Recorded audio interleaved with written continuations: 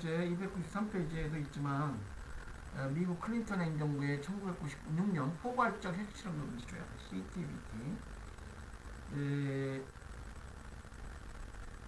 이 협약에 지금 미국 클린턴 행정부가 서명했어요. 이제 상원의 동의를 받지 못했습니다. 보시면 이게 동의안이 부결됐는데 올브라이트 국무장관은 미국은 CTBT 협약 서명국으로서 조약의 대상과 목적을 해야지 하는 의무가 있다. 아까도 18조, 옛날에 18조에도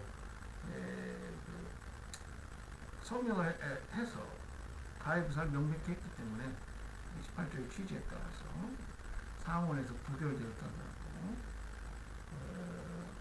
협약 내용을 준수하겠다. 뭐 이런 의사를 표명한 거 있어요. 또 이 국제형사재판소 협약 이것도 뭐 우리나라는 가입 뭐 많은 세계권이 서명하고 비준했죠. 가입했습니다. 이제 미국은 클린턴 대통령 퇴임 직전인 2000년 12월 30일 협약에 서명을 했습니다. 2002년 조지 부시 대통령이 이제 당선되고 새로운 행정부가 구성되면서 주 유엔 대사를 통해서 협약의 수탁자 유엔 사무총장에게 미국은 당사국이 될 의사가 없다 이렇게 통보했어요.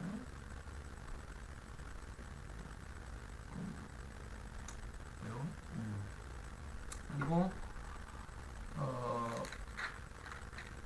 그렇기 때문에 지금 이 조약이 엄격한 법적 관점에서 발효되지 않고 당사국이 이제 조약의 가입 의사를 뭐 명백히 한달지 전 정부가 한 경우에 이런 문제들은 제18조에 해당하는 경우도 있고요. 뭐 엄격하게는 18조 아닌 어떤 문제로서 뭐 소프트한 영역으로 이렇게 떠올릴 수도 있겠습니다. 1970년 우리가 외교관계에 관한 비엔날 계약을 비준했어요. 지금 우리가 공부하고 있죠. 우리가 학습하고 있는 것은 조약법에 관한 비엔날 계약이죠. 이건 이제 외교관계에 관한 비엔날 계약. 이 비엔나, 파리, 비엔나 이런 것들은 이제 국제법이나 외교관 이게 국제 관계에 있어서 중요한 도시였죠. 역사적으로. 1970년 우리 대한민국 정부가 외교관계에 관한 비엔날이라는 비준인데 불가리아와 루마니아 정부가 이 무효다 이걸 통보했습니다. 이 대한민국이 한 비준 무효다. 그래서 이제 이 나라 정부가 유엔 사무총장에게 이렇게 통보했어요. Its governments consider the said ratification as null and void for the South Korean authorities could not speak on behalf of Korea. 자, 대한민국은 남한은 남북한 합친 on behalf of Korea라고 하면은 노스 코리아까지 포함된 것이죠. 남북한 전체에 대해서 한국을 대표해서 말할 수 있는 자격이 없다. 북한 정부가 있지 않느냐 하는 얘기죠. 그러니까 남한 정부의 비준, 외교관계 간 비엔날 비준은 무효다 이렇게 통보를 했어요. 우리 한국 정부가 어떻게 통보했느냐? 이 통보에 대해서 교재에 나와 있습니다. 읽어보시고요. 그리고 이 두 나라는 결국 이제 동북권 체제 변화가 있었고요. 그 러시아 옐친 대통령이 있습니다. 고르바초프 몰락하고요. 옐친 대통령이 소위 시나트라 닥트린이 발표되죠. 그리고 동구에 그러니까 더 이상 이제 러시아는 소련은 그 당시까지만 해도 이제 소비에트죠.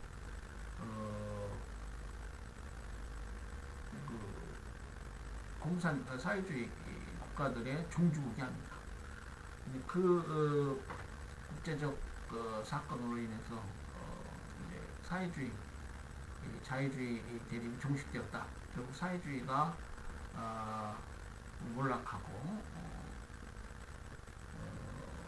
자유민주주의 승리가 국제 정치로 확인되었다. 뭐 이렇게 이제 평가하는 어쨌거나 이제 그 동구의 봄이라고 하죠. 그래서 이제 유럽 동구 유럽 국가들이 이 헌법 개정을 통해서 그 체제를 자유민주 시장 경제 체제를 변경합니다. 그래서 그 이후에 다 WTO 가입이 되고요. 루마니아, 불가리아 정부가 2002년에 들어와서 그 1970년 유엔 사무총장에 대한 통보를 철회했습니다. 폐기했어요.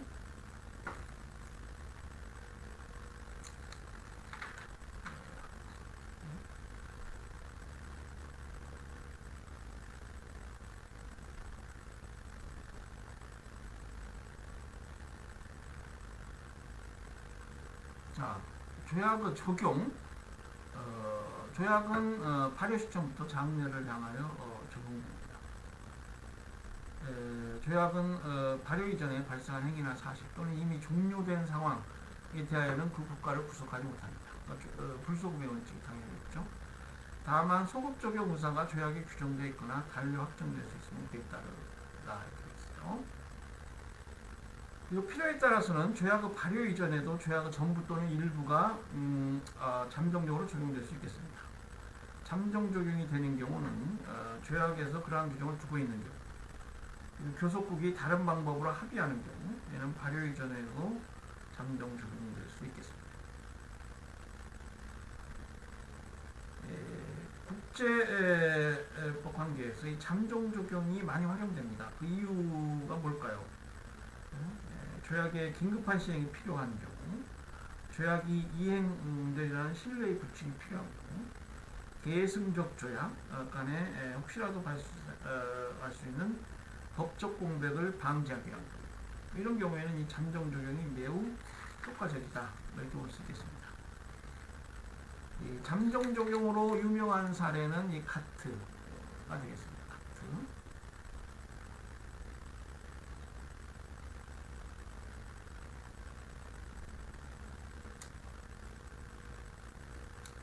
가트는 General Agreement on Tariff and Trade 이 약자입니다. 관세 무역에 관한 일반 협정이고 WTO의 전신이라고 할 수 있어요.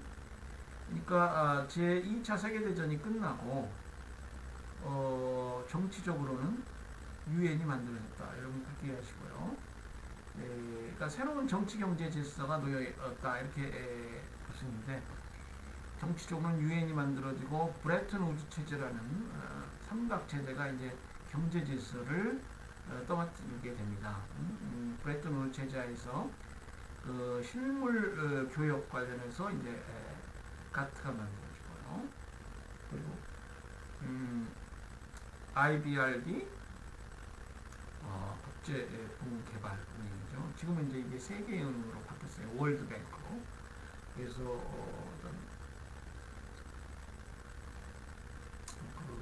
못 사는 나라들의 경제 부흥이랄지 이런 걸 위해서 이제 장기적으로 자금을 대여하고 그런 은행입니다. IMF 국제통화기금, 통화가 나라마다 다르죠. 그래서 환율 문제도 있고, 뭐 이게 환율 조작국이다 해가지고 뭐 지금까지도 국제 정치 경제적으로 많은 나라들이 그 문제시 국제 인권 문제랄지. 그래서 이제 그런 어떤 관리를 위한 삼각 체제가 하나가 가트였는데, 이 가트는 원래는 ITO라는 기구를 만들려고 했어요. 인터내셔널 트레이드 오거나이제이션. 이 기구는 지금 WTO는 1990 몇 년도에 만들어졌는데, 그러니까 지금 우리 얘기는 이제 1947년, 그러니까 50년 전 얘기예요. 이 ITO를 이걸 만들려던 어떤 계획이 틀어지고, 그러니까 이제 이제 결정적인 역할을 했다라고 평가되는 것이 이제 미국이 이게 이걸 ITO를 받아들이지 않게 상원이 이제 부결했어요. 미국 상원의 동의를 못 받고 결국은 가트라는 매우 제한된 선진국목 위주의 어떤 그런 기구가 출범하게 됩니다. 그러니까 이 이름도 비슷하잖아요. ITO를 만들려다가 안 됐어요. 이제 한 50년 뒤에 WTO가 만들어져요. 이름도 비슷해요. WTO. 하나는 월드 트레이드 오가니제이션, 또 하나는 인터내셔널 트레이드. 그래서 이 가트는 결국 국제무역기구 협정이 발효될 때까지만 잠정 적용될 예정이었습니다. 그런데 ITO 설립이 무산되면서 1995년 WTO가 설립될 때까지 사실상 무기한 잠정 적용된 대표적 사례 하나가 됐어요. 유엔 해양법협약도 1994년 그 이행협정이 처음에 잠정 적용의 형태로 적용된 바 있습니다. 자, 조약이 적용된다, 뭐 잠정 적용된다 할 때는 일반적으로 이제 그 조약 당사국 영역 내에서 그 조약상 의무를 다해야 되는데요. 이때 보통 대륙붕이나 배타적 경제수역 개념 이런 포함되지 않는다 이거고요. 한국과 중국 간 연금 가입 상호 면제에 관한 협정 있는데 이 양국이 교환각서를 교환한 2003년 2월 28일부터 잠정 적용하기로 하겠습니다. 그런 일가 있고요. 잠정 적용 상태이기 때문에 국내적으로 조약 번호도 부여되지 않고 관보에 공포도 되지 않았습니다. 이 협정은 양국이 국내 절차 완료를 통과한 이후 2003년 5월 23일 정식으로 발효했습니다. 그래서 이 조약이 발효되기 전이라도 뭐 잠정 적용되는 경우가 이제 있습니다. 또 최근에는 특히 많아지고 있어요. 이것은 결국 그 국제교류의 활성화, 뭐 세계화 추세에서 그 이유를 찾을 수 있고요. 이제 법적으로는 아까 말씀드린 대로 뭐 조약의 긴급한 시행이 필요한 거지. 조약이 뭐 이행되려는 신뢰 구축이 필요합니다. 또 계승적 조약. 이미 그 이전에 조약 검토가 오래 기간이 있었고 뭐 이행되고다가 국가 승계로 인해서 그 조약이 계승되었다 라고 하는 경우에는 그 발효 시기가 좀 훨씬 후라도 미리 그 잠정 적용을 하는 것이 뭐 당사국들에게 편리하겠죠. 그리고 혹시라도 발생할 수 있는 법적 공백 방지 이런 것들이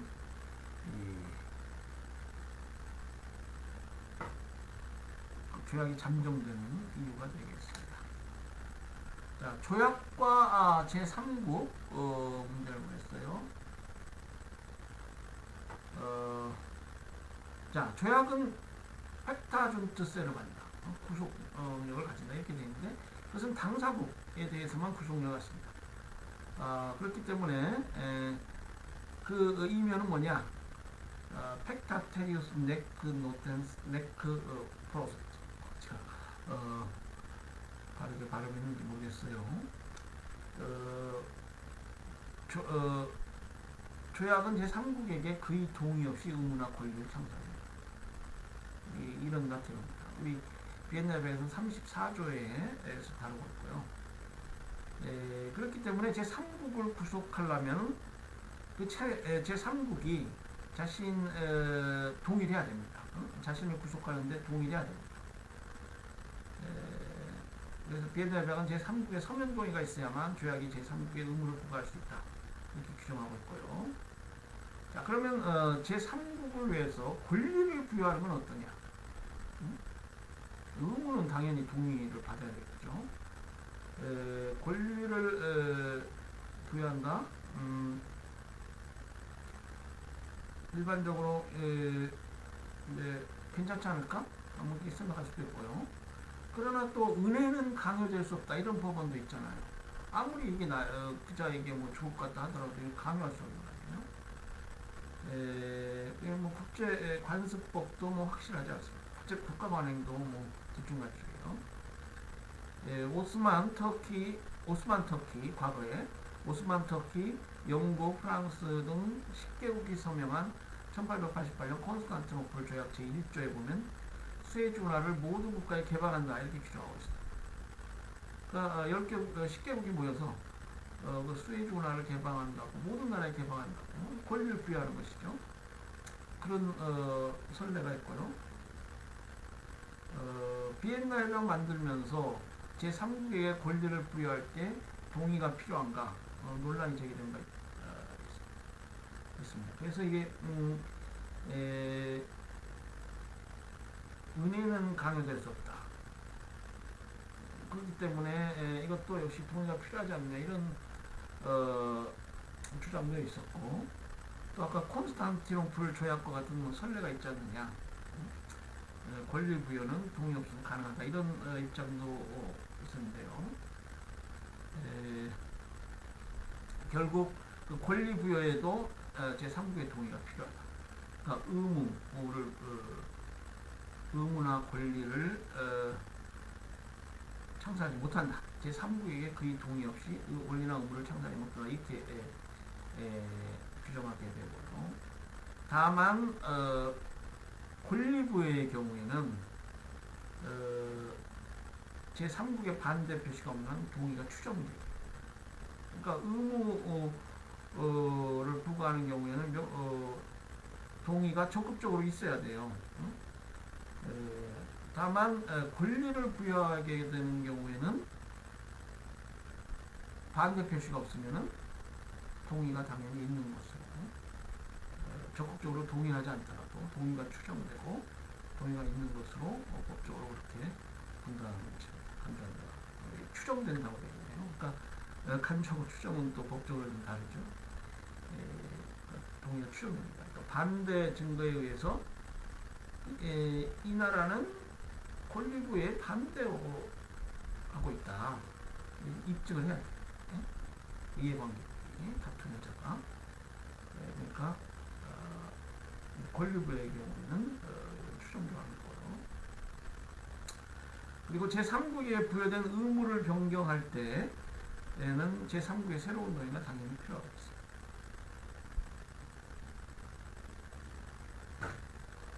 그리고 일단 부여된 권리 역시 제3국의 동의 없이는 변경되지 않을 것으로 의도되었다면 역시 동의를 얻어야만 변경 가능하고 일방적으로 변경하거나 취소할 수 없게 되겠습니다.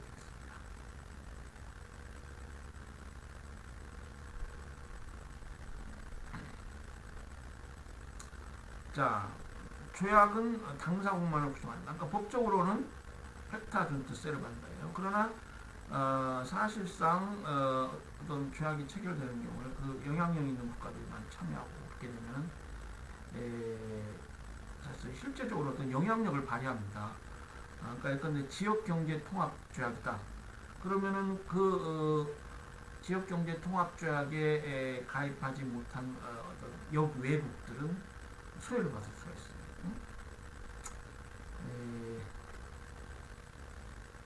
더 나아가서 단순히 사실적 영향이 그치지 않고 조약의 그 내용과 체결 상황에 따라서는 당사국만이 아닌 다른 모든 국가에 대해 대세적 효력을 합니다.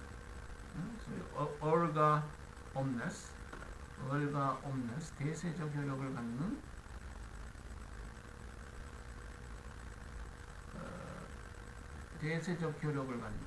오브젝티브 내지 객관적 체제 이러한 조약들이 있습니다. 아까 입법 조약도 얘기했기 때문에 여러분 이해하시면 되겠죠. 그런 경우에 제3국의 뭐 법적으로까지 영향을 끼칠 수가 있습니다. 얼가 옴니스라고 하거든요.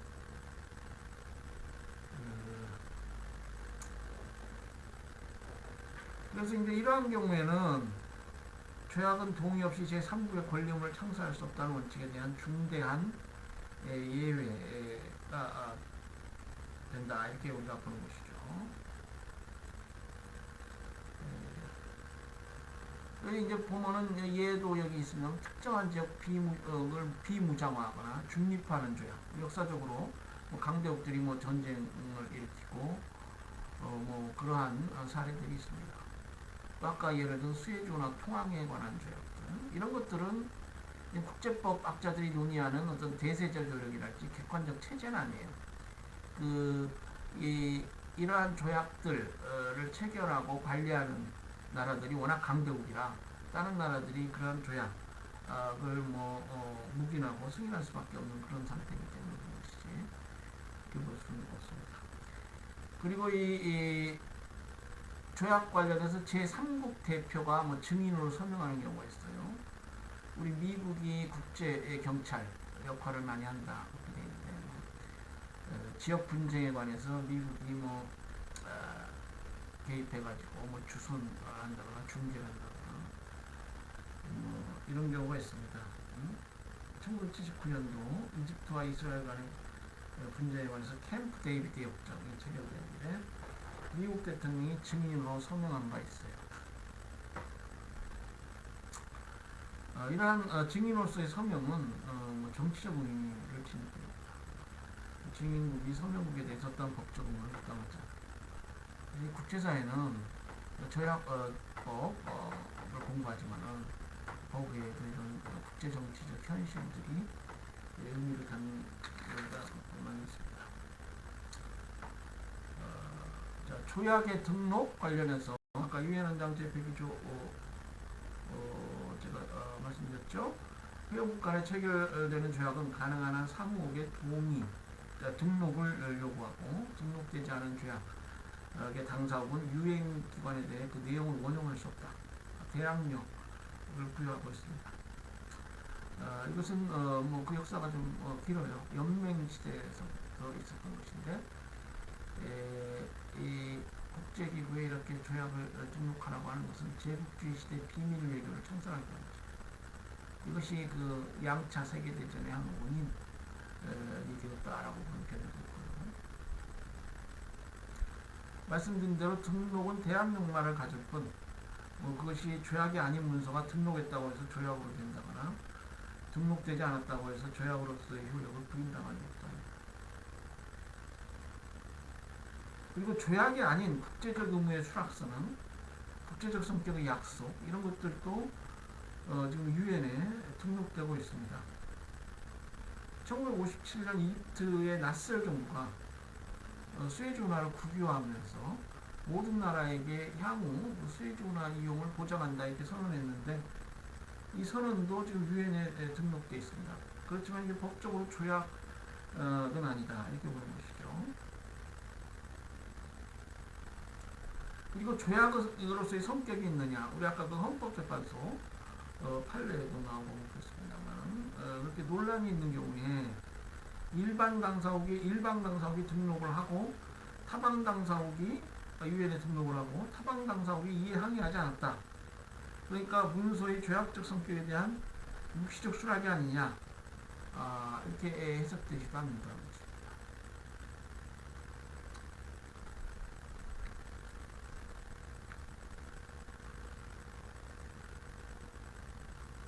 이 부분은 아까 카타르 바레인 사건이에요.